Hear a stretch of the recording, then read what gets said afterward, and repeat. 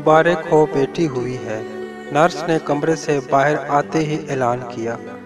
اقبال کا دل ڈوب سا گیا۔ وہ اوپر سے حشاش پشاش دکھائی دینے کی کوشش کر رہا تھا، مگر اس کے اندر جیسے اندھیرا سا چھا گیا تھا۔ یہ تیسری لڑکی تھی۔ اسے بیٹے کی شدید خواہش تھی۔ دل ہی دل میں وہ سوچ رہا تھا، ایک بیٹا ہوتا تو کم از کم بڑھاپا تو سکون سے گزر جاتا۔ وہ رو رو کر اللہ سے دعائیں مانگتا تھا کہ اس کے ہاں نارینہ اولاد ہو۔ کبھی کسی نیک آدمی سے ملتا تو اسے بھی اسی دعا کے لیے کہتا۔ آخر اللہ نے اس کی سن لی۔ 2 سال بعد اس کے ہاں چاند سا بیٹا پیدا ہوا، جس کا نام اس نے جمال رکھا۔ اس کی خوشی کا کوئی ٹھکانہ نہیں تھا۔ ساری دنیا جیسے اس کے لیے رنگین ہو گئی تھی۔ گو کہ اس کا تعلق ایک متوسط طبقے سے تھا، لیکن پھر بھی اپنی ہستی کے مطابق اس نے خوب جشن منایا۔ ماؤ سال گزرتے رہے۔ لڑکیوں اور جمال کے معاملے میں ہر بات میں اقبال کا رویہ نہایت غیر منصفانہ رہا۔ بچیوں کو اس نے بس وجبی سی تعلیم دلوائی، جبکہ لڑکے کو اعلیٰ سے اعلیٰ اسکولوں میں پڑھایا۔ بڑھاپے کا سہارا جو بننا تھا اس نے، لڑکیاں بس عام سی زندگی گزارتی رہیں، جبکہ جمال زندگی کی ہر آسائش کے مزے لوٹتا رہا۔ لڑکیاں بہت سمجھدار تھیں۔ ایسا نہیں تھا کہ انہیں معلوم ہی نہ ہو کہ یہ سب کیا ہے، لیکن انہیں اپنے ماں باپ باعث شدید محبت تھی۔ جمال پر ایسی عنایتوں نے اسے لابالی اور بے پرواہ سا کر دیا تھا۔ باپ کے ساتھ بھی اکثر اکڑ سا جاتا، لیکن اقبال نظر انداز کرتا رہا کہ بچہ ہے۔ وقت کے ساتھ ساتھ اقبال کے سارے بچے یک بعد دیگر جوانی کے دہلیز پار کرتے رہے۔ ان کی شادیاں ہوتی گئیں۔ سب سے آخر میں اس نے جمال کی شادی کی۔ چن کر چاند سی بہو لایا۔ لڑکیاں پہلے ہی اپنے گھروں کو سدھار چکی تھی اور اپنے اپنے گھروں میں خوش تھی۔ جیسی وہ متحمل اور بردبار تھی، اللہ کے فضل سے تینوں نے اپنے اپنے سسرال والوں کو اپنا گھر ویدا کر لیا تھا۔ بڑھاپے نے اقبال کی ہڈیوں کو بھی چور کر دیا تھا۔ تمام زندگی اس نے انت تک محنت کی تھی، جس کی وجہ سے وہ وقت سے پہلے ہی بوڑھا ہو گیا تھا۔ جمال اب ایک بہت بڑی کمپنی میں انجینئر تھا اور بہت ہی اچھی آمدنی تھی۔ اقبال کو وہ مقصد پورا ہوتا نظر آ رہا تھا جس کے لیے وہ بیٹے کی دعائیں مانگتا تھا۔ اقبال کو ایک ساتھ کئی بیماریوں نے آ لیا۔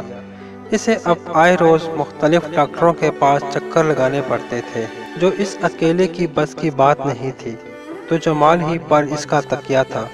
لیکن اسے اکثر ایسا محسوس ہوتا کہ جمال کو اس طرح اس کے ساتھ بندھے رہنا سخت ناگوار گزرتا ہے۔ کئی دفعہ اس نے اشاروں کنیوں میں اس بات کا اظہار بھی کیا۔ وہ ماں اور باپ دونوں سے نالاں ہی رہنے لگا۔ پھر ایک دن اقبال اور اس کی بیوی نے ڈاکٹر کے پاس جانا تھا۔ جمال اپنے کمرے میں تیار ہو رہا تھا۔ کافی دیر گزر گئی تو اقبال اور اس کی بیوی ان کے کمرے کی طرف ہی چل دیے۔ کمرے میں سے اونچی اونچی آوازیں آ رہی تھی۔ جمال اپنی بیوی سے کسی بات پر لڑ رہا تھا۔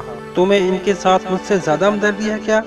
جمال وہ بوڑھے ہیں، ایسے وقت میں جوان اولاد ہی سہارا بنتی ہے، اس کی بیوی بولی۔ ارے چھوڑو، کتنا کوئی سہارا بنے، اللہ ان کو پردہ ہی دے دے تو سب کے لیے اچھا ہے۔ صبح شام ان کی خدمت کروں یا اپنی زندگی بھی گزاروں، کیا میری اپنی کوئی زندگی نہیں؟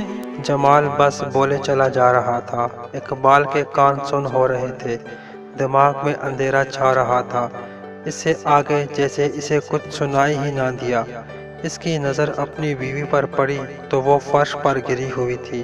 شاید اپنی کوکھ سے جنم دیے بیٹے کے منہ سے یہ سب سن نہ پائی تھی۔ اقبال نے زور کی چیخ مار کر بیوی کو پکارا۔ ہسپتال لے جایا گیا، لیکن وہ اس کے بعد نہ اٹھی۔ دوران خون کی مریضہ تھی۔ دوران خون اتنا اوپر چلا گیا کہ دماغ کی شریانیں ہی پھٹ گئی۔ اقبال کی دنیا ہی اندھیرا ہو چکی تھی۔ صرف ایک ہی غمسار تھی اس گھر میں۔ اس کی موت کے بعد اس نے جمال کو گھر سے نکال دیا۔ جب بیٹے کا آسرا ختم ہوا تو خود بخود اس کے اندر ہمت آ گئی، گویا کہ اس کے لیے بہت تکلیف دہ تھا، مگر اس نے جہاں جانا ہوتا خود ہی چلا جاتا۔ اب وہ بیٹی کی شکل تک دیکھنے کا روادار نہ تھا۔ اس کی بیٹیاں باپ کی تکلیفوں پر سخت غمزدہ تھیں۔ ان میں سے کوئی نہ کوئی اس کے پاس موجود ہوتی۔ تیسری والی نے ضد کر کے اسے اپنے گھر کے ساتھ جڑا ہوا گھر لینے پر مجبور کیا۔ بابا آپ یہاں رہیں، میں آپ کو اکیلا نہیں چھوڑ سکتی، مجھے نیند نہیں آتی بابا آپ کا سوچ سوچ کے۔ وہ اس کو وقت پر کھانا کھلاتی، وقت پر دوائی دیتی۔ اس کا شوہر اسے ڈاکٹر کے پاس بھی لے جاتا اور اس کی تھیوری پر بل تک نہ پڑتا۔ رات کو وہ باپ کے پاؤں دباتی، اس کا سحر سہلاتی، اس کو دوائی کھلاتے ہوئے ایک دن اس نے دیکھا تو باپ کی آنکھوں سے آنسو روا تھے۔ بابا کیا ماں کی یاد آ رہی ہے؟ اس نے محبت سے پوچھا۔ اقبال نے اس کی طرف دیکھا اور بولا، نہیں بیٹی، میں یہ سوچ رہا ہوں کہ جب تو پیدا ہوئی تھی تو میں نے مالک سے اس دن یہ دعا کیوں نہ مانگی کہ مجھے تیری ہی جیسی ایک اور بیٹی عطا کرے۔ یہ کہہ کر وہ پھوٹ پھوٹ کر رونے لگا۔ خواتین و حضرات، آج کل بیٹی کی پیدائش پر نفرت یا غصے کا اظہار اور بیٹیوں کو وراثت یا ترکہ سے محروم کیا جا رہا ہے۔ یہاں تک کہ بیٹی کی پیدائش پر طلاق کی دھمکی بھی دی جاتی ہے۔ بعض لوگ لڑکی کی پیدائش کو اپنے لیے باعث ذلت و عار سمجھتے ہیں اور برملا اس کا اظہار بھی کرتے ہیں۔ واضح رہے کہ جس طرح بیٹا اللہ تعالیٰ کی نعمت ہے، اسی طرح بیٹی بھی اللہ تعالیٰ کی نعمت ہے۔ دونوں کی پیدائش اللہ تعالیٰ کی حکمت اور مصلحت کے مطابق ہے۔ سرکار دو عالم صلی اللہ علیہ وآلہ وسلم نے بیٹیوں کی پرورش کی جتنی فضیلت بیان کی ہے، بیٹوں کی پرورش پر اس قدر بیان نہیں فرمایا۔ حضرت ابو سعید خدری رضی اللہ تعالیٰ عنہ سے مروی ہے کہ رسول اللہ صلی اللہ علیہ وآلہ وسلم نے فرمایا کہ جس شخص کی 3 بیٹیاں ہوں یا 3 بہنیں ہوں اور وہ ان کے ساتھ احسان اور سلوک کا معاملہ کرے، ان کے ساتھ اچھا برتاؤ کرے، تو اس کی بدولت وہ جنت میں داخل ہوگا۔ خواتین و حضرات، بیٹی کو حضور صلی اللہ علیہ وآلہ وسلم نے رحمت کہا ہے۔ آپ صلی اللہ علیہ وآلہ وسلم نے فرمایا، جب باپ گھر کوئی چیز لے کر جائے تو بچوں میں سے سب سے پہلے بیٹی کو دے۔ حضور صلی اللہ علیہ وآلہ وسلم اپنی بیٹی کو آتا ہوا دیکھتے تو پیار میں کھڑے ہو جاتے، ان کی پیشانی چومتے اور پاس بٹھاتے۔ اسلام کے اندر بیٹی کو پالنا زیادہ ثواب کا کام ہے، کیونکہ لڑکے پالنے سے آپ کا فائدہ ہوگا، وہ کمائے گا، کھلائے گا۔